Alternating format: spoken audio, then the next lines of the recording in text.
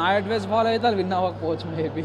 ఎందుకంటే ఒక్కొక్కరిది ఒక్కొక్క వే ఆఫ్ ఉంటుంది కదా. At the end of the day audience point of view వాళ్ళలా ఉంటేనే మంచిది. Don't come with any plan. ఏ ప్లాన్తో వచ్చినా ఫ్లాప్ అవుతుంది. This fail. All the best. All the best అంటే అదే డెడికేషనే ఉండాలి ముఖ్యంగా. ఎట్లా అంటే మనం వస్తున్నందుకు ఏం చేస్తున్నాం ప్రతిదీ ఎవ్రీథింగ్ క్యాలిక్యులేటెడ్గా ఉంటేనే బెస్ట్. అంటే ఆడియన్స్కి మనం ఎలా నచ్చుతాం అనేది ఆలోచించుకుంటేనే కదండి ఓట్లు పడేది.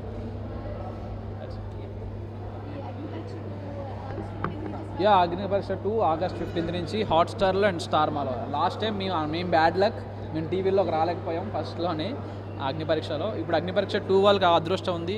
స్టార్మా అండ్ హాట్స్టార్లో రెండింటిలోనే స్ట్రీమ్ అవుతుంది. ఓటీటీ అండ్ టీవీ అంటే నార్మల్ విషయం కాదు.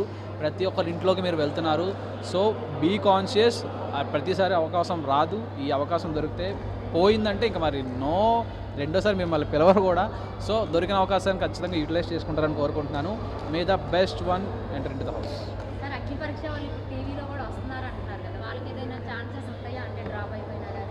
అది హాట్స్టార్కి స్టార్మాకి తెలియదు, నాకేం తెలుస్తుంది. I'm just representative of Big boss.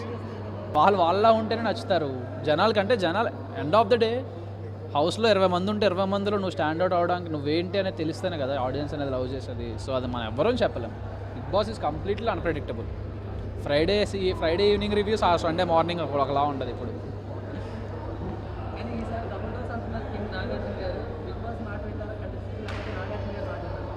అంటే end of the day Nag sir ఉంటే ఇంకెవరు బిగ్ బాస్ నాగ్ సార్. మాకు ఇంకా నాగ్ సార్ ఏం చెప్తే అదే వింటాం.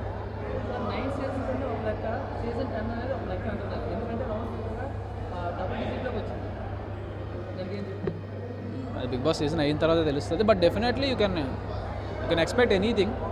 మంచిగా టీఆర్పీ వస్తుందని డెఫినెట్లీ నేనైతే అనుకుంటున్నాను. ఎందుకంటే సీజన్ 9 బిగ్ బాస్ సీజన్ అనేది చాలా పెద్ద హిట్ అయింది ఎంటైర్ టీవీలోనే. మీ అందరూ ఆదరించడం వల్ల ఇంకా పెద్ద హిట్ అవుతుంది అని కోరుకుంటున్నాను. Thank you.